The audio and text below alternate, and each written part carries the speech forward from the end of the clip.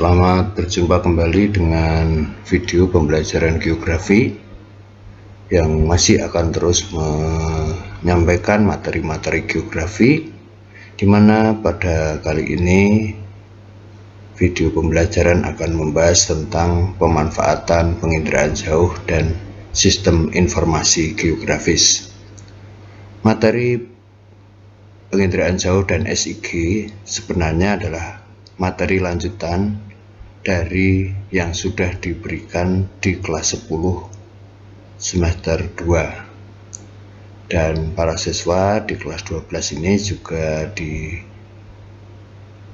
diajarkan kembali tentang penginderaan jauh dan SIG, di mana pada pembelajaran di kelas 12 lebih kepada pemanfaatannya secara praktis. Baiklah, langsung saja kita masuk ke pembahasan materi. KD dan indikator pencapaian kompetensi kita sampaikan juga, dan antara lain adalah hendak menjelaskan konsep transportasi, menjelaskan perencanaan transportasi, menjelaskan konsep dasar jaringan transportasi, dan menyebutkan bentuk-bentuk pemanfaatan, hasil interpretasi peta, dan pengolahan citra penginderaan jauh terkait jaringan transportasi. Pada video ini tidak akan membahas keseluruhan pencapaian indikator, mengingat waktu dan kapasitas, maka kita akan coba membahas satu atau dua pencapaian indikator.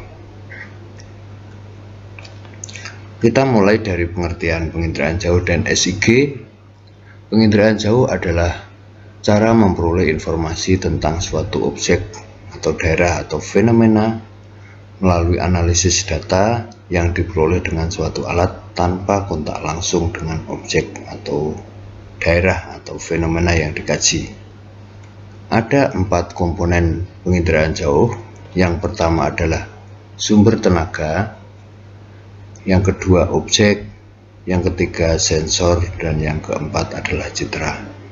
Keempat-empatnya sudah dipelajari di kelas 10, sehingga melalui video ini tidak akan diulang lagi konsep-konsep tentang komponen. Kita langsung kepada pengertian SIG. SIG artinya sistem berbasis komputer yang digunakan untuk menyimpan, memanipulasi, dan menganalisis informasi geografis dari informasi spasial menjadi bentuk peta yang dibuat secara manual.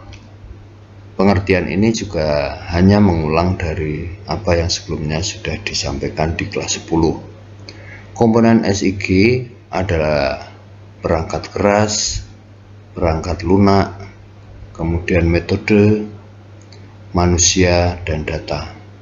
Kesemua komponen ini saling terkait dan dibutuhkan dalam proses penyimpanan sampai pembuatan peta.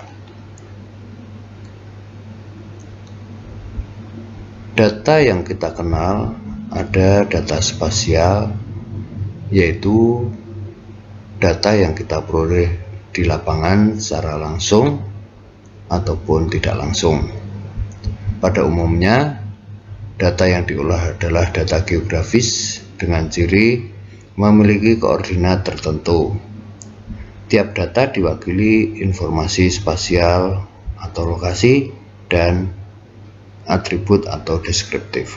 Jadi ada dua data yang sifatnya informasi di lapangan atau informasi spasial berupa koordinat lintang bujur, tanda bahwa itu sebuah lokasi, sedangkan informasi atribut artinya berupa data kualitatif, deskriptif, dan data kuantitatif yang berbentuk angka-angka.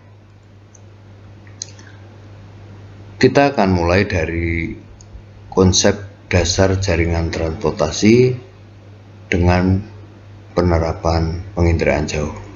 Kita mulai dari konsep transportasi dulu, bahwa transportasi itu merupakan salah satu objek kajian geografi yang berkaitan dengan interaksi antar wilayah, di mana materi sebelumnya kita sudah membahas interaksi antar wilayah baik kota maupun desa. Yang kedua, transportasi menjadi tolak ukur dalam interaksi keruangan antar wilayah dan sangat penting peranannya dalam menunjang proses perkembangan suatu wilayah di muka bumi. Dan yang ketiga, transportasi digunakan untuk memindahkan baik orang ataupun barang dari satu tempat ke tempat lain sehingga mempunyai nilai ekonomi yang lebih meningkat. Itu konsep-konsep tentang transportasi yang akan kita bahas melalui video ini. Selanjutnya, berkaitan dengan transportasi, kita juga perlu mengetahui tentang jalan. Jalan merupakan bagian dari sistem transportasi nasional yang mempunyai peranan penting dalam mendukung bidang ekonomi, sosial, budaya, serta lingkungan, yang dapat dikembangkan melalui pendekatan pengembangan wilayah agar tercapai yang pertama, keseimbangan dan pemerataan pembangunan suatu daerah. 2. Memperkokoh kesatuan nasional untuk memantapkan pertahanan dan keamanan nasional, serta membentuk struktur ruang dalam rangka mewujudkan sasaran pembangunan nasional. Itu 3 hal yang akan atau dapat dikembangkan melalui pendekatan pengembangan wilayah. Ya, kita bisa memanfaatkan peta umum seperti ini ataupun peta Google Map yang bentuknya bisa secara fisik maupun non fisik. Ini adalah contoh jaringan transportasi yang ada di Provinsi Jawa Tengah, dilihat dari Google Map. Kita langsung ke poin yang kedua, adalah komponen-komponen sistem transportasi. Berdasarkan bagan yang terlihat, dalam komponen sistem transportasi ada 3 komponen penting yang saling terkait. Yang pertama adalah prasarananya, yaitu jalur yang menghubungkan satu tempat dengan tempat lain. Bisa juga termasuk di sini terminal. Yang kedua adalah moda atau sarana transportasinya yang melakukan pergerakan.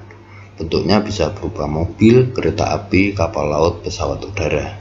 Dan yang ketiga adalah objek yang bergerak bersama dengan moda tersebut, yaitu manusia dan barang. Ketiga-tiganya harus diperhatikan supaya sistem transportasi itu betul-betul mengakomodasi keseluruhan kebutuhan dari umat manusia yang menggunakan. Seperti gambar foto udara di sini, kita bisa melihat bagaimana ada 3 komponen tadi. Yang pertama adalah sarananya, jalur jalan yang terlihat di sini. Kemudian ada kendaraan yang menjadi moda transportasinya, serta orang-orang ataupun barang yang diangkut oleh kendaraan-kendaraan yang terlihat di sini. Itu contohnya, bahwa penginderaan jauh dapat merekam pola pergerakan, volume, distribusi, dan aksesibilitas secara update. Terkait dengan kegiatan transportasi, sesuatu yang tidak akan pernah bisa dilepaskan adalah yang namanya kemacetan. Seperti pada gambar yang ada di sini, bahwa kemacetan adalah sebuah masalah yang selalu menyertai aktivitas ekonomi manusia, khususnya di dalam perjalanan atau mobilitasnya. Kemacetan lalu lintas adalah situasi atau keadaan tersendatnya lalu lintas yang ditandai dengan menurunnya kecepatan perjalanan dari kecepatan yang seharusnya, atau bahkan terhentinya lalu lintas seperti yang tergambar di sini. Kendaraan begitu luar biasa merambat dan berkurang kecepatannya sehingga mengganggu aktivitas manusia yang sedang melakukan perjalanan. Ada beberapa aspek penting yang mempengaruhi kemacetan lalu lintas. Yang pertama adalah tipe lingkungan jalan atau penggunaan lahan sisi jalan, baik komersial maupun pemukiman. Kita tahu bahwa lingkungan jalan itu ada beberapa kondisi, ada yang digunakan untuk pemukiman warga maupun untuk kepentingan komersial seperti pertokoan. Kemudian tipe pelayanan jalan, kita mengenal bermacam-macam jenis jalan, ada jalan tol, jalan arteri, jalan utama di kota, dan juga jalan di sekitar-sekitar atau cabang, gang-gang dan sebagainya. Yang ketiga, volume lalu lintas, bahwa kendaraan itu mengalami peningkatan pada jam-jam tertentu, tetapi pada waktu-waktu yang lain jumlahnya berkurang, itu sangat kondisional.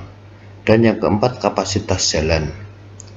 Semakin lebar jalan yang dibuat, maka kapasitasnya tentu akan semakin besar. Dan yang kelima adalah hambatan samping.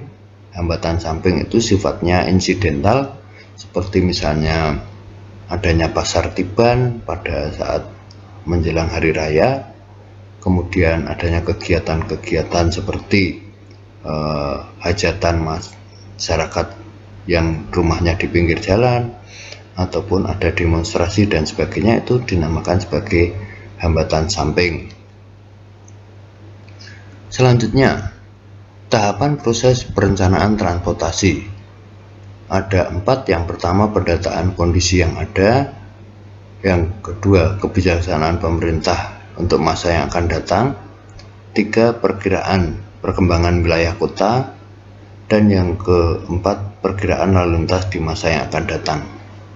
Pendataan kondisi yang ada meliputi tata guna lahan, kependudukan, pemilikan kendaraan, lalu lintas orang dan kendaraan sarana angkut, kegiatan ekonomi, sumber keuangan, dan bangkitan lalu lintas. Kemudian kebijaksanaan pemerintah untuk masa yang akan datang meliputi pengawasan dan kebijaksanaan pemerintah atas perkembangan pertanahan, serta ciri khas jaringan perhubungan yang akan datang. Yang ketiga, perkiraan perkembangan wilayah kota meliputi taksiran kependudukan, kegiatan ekonomi, pemilihan kendaraan, tata guna lahan, dan jaringan perhubungan di masa yang akan datang. Dan yang terakhir, perkiraan lalu lintas di masa yang akan datang meliputi bangkitan lalu lintas di masa depan, pilihan moda angkutan atau ragam kendaraan, perpindahan antar zona, pembebanan dari pergerakan antar zona ke dalam jaringan perangkutan, dan evaluasi. Pertanyaan yang ada silahkan untuk ditanggapi, kemudian tuliskan pada kolom komentar video ini. Bagaimana upaya yang dapat dilakukan untuk mengatasi berbagai kemacetan lalu lintas? Jelaskan jawaban Anda. Yang kedua, mengapa kota-kota besar di Indonesia relatif potensial terjadi kemacetan lalu lintas? Berikan analisa Anda. Yang ketiga, penginderaan jauh untuk kajian transportasi. Yang pertama, penyediaan data penggunaan lahan. Yang kedua, penggunaan data sosial ekonomi dan jumlah penduduk. Yang ketiga, inventarisasi jaringan transportasi atau kondisi jalan.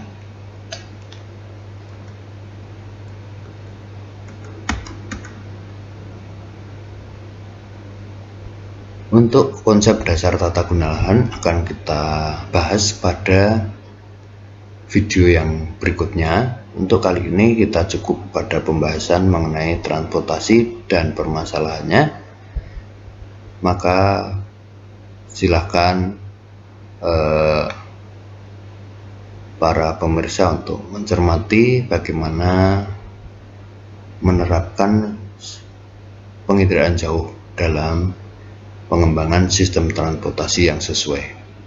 Sekian video yang bisa disampaikan. Semoga video ini bermanfaat bagi para pemirsa dan para siswa kelas 12 khususnya.